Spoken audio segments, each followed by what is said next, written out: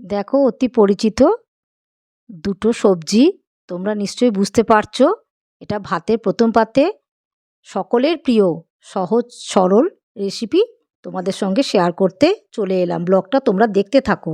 High বন্ধুরা, দেশ থেকে যারা দেখছো বা দেশের বাইরে থেকে যারা দেখছো তাদের সকলকে রং বেরং 24 চ্যানেলে স্বাগত জানাচ্ছি। আমার সব কাজকর্ম হয়ে গেছে, আমি একটা নতুন ব্লগ নিয়ে চলে এলাম। এই যে এখানে ভেন্ডি সেদ্ধ হয়ে গেছে, আর এখানে দেখো কুমড়ো দিয়ে আলু দিয়ে ছোলা দিয়ে সকালে একটা তরকারি করেছিলাম, সেই তরকারিটা একটু রয়ে গেছে, সেটাও শেয়ার করে দিলাম। আর এখানে আমি বানাচ্ছি একটা নিরামিষি তরকারি, সেটাতে আছে আলু, কাঁচকলা, বেগুন আর বড়ি, টমেটোও দেবো একটুখানি। এই তরকারিটা খেতেও খুব ভালো লাগে, নিরামিষি তরকারি তো খেতেও খুব ভালো লাগে। আর কি কি রান্না করলাম সেটাও তোমাদের সঙ্গে শেয়ার করে দেব পরপর করে, তোমরা দেখতে থাকো ব্লগটা। এখানে বড়ি ভেজে রেখে দিয়েছি আর বেগুন ভেজে রেখে দিয়েছি, আর এখানে টমেটোগুলোকে একদম কুচি করে সুন্দর করে কেটে রেখে দিয়েছি। এই তরকারিতে আমি বেশি মশলা দেব না, অল্প একটুখানি জিরে গুঁড়ো দেবো আর একটুখানি ধনে গুঁড়ো দেবো। এই রান্নাটা খেতেও খুব ভাল লাগে।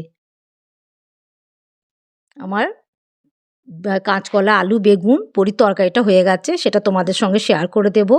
আর এখানে আমি দেখো ভাত বসিয়ে দিয়েছি, আর তার সাথে বসিয়ে দিয়েছি আর একটা তরকারি, সেটা হচ্ছে ডিমের অমলেট করে ঝোল। এই যে ভাত হচ্ছে এদিকে, আর এইদিকে দেখো আলুগুলোকে কষতে দিয়েছি ডিমের ঝোলের মশলা দিয়ে। এই তরকারিটা মানে এই অমলেট করে ঝোলটাও খেতে খুব ভালো লাগে, আমাদের খুব পছন্দ করে সকলে। এই যে দুটো ডিমের অমলেট বানিয়ে রেখে দিয়েছি। আর এখানে দেখো ধনে পাতাগুলোকে ভালো করে মানে প্রথমে ধুয়ে নিয়েছি, দিয়ে আবার জলে ডুবিয়ে রেখে দিয়েছি, ধনে পাতাগুলোও দেবো। আর এখানে নিম বেগুন, যেটা তোমাদের সঙ্গে শেয়ার করব, বেগুনটা ভেজে রেখে দিয়েছি। কাঁচকলা, আলু, বেগুন, বড়ির তরকারিটা আমার হয়ে গেছে, তোমাদের সঙ্গে শেয়ার করে দিলাম। কালারটা কত সুন্দর এসেছে দেখো, দারুণ লাগছে দেখতে। নিম পাতাগুলোকে আমি ভালো করে বেছে একদম পরিষ্কার করে ধুয়ে রেখে দিয়েছি।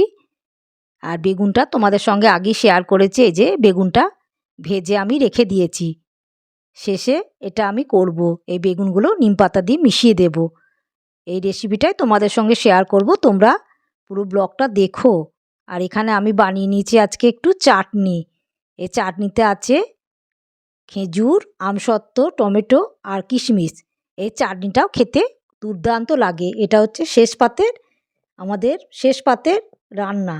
ইতিমধ্যে ডিমের ঝোলটাও আমার হয়ে গেছে, আজকে সেদ্ধ ডিম না, আজকে ডিম ভেজে ঝোল করা হয়েছে। এই ঝোলটাও খুব টেস্টি হয়, খেতে দুর্দান্ত লাগে। এই যে নিম বেগুন ভাজাটা তোমাদের সঙ্গে শেয়ার করব বলেছিলাম, সেটা শেয়ার করে দিচ্ছি। এটা বসন্তের মহা ঔষধ। প্রথমে আমি দেখো কড়াইতে তেল দিয়ে নিম পাতাগুলোকে ভাজতে দিয়ে দিয়েছি।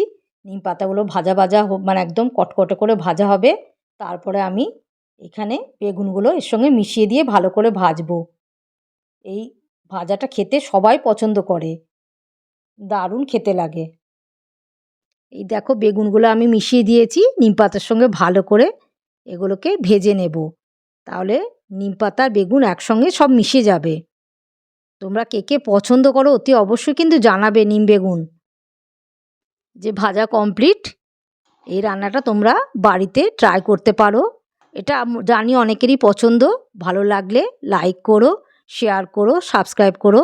তোমরা ভালো থেকো, সুস্থ থেকো, সাবধানে থেকো। অন্য ব্লগে দেখা হচ্ছে। Love you all, bye by.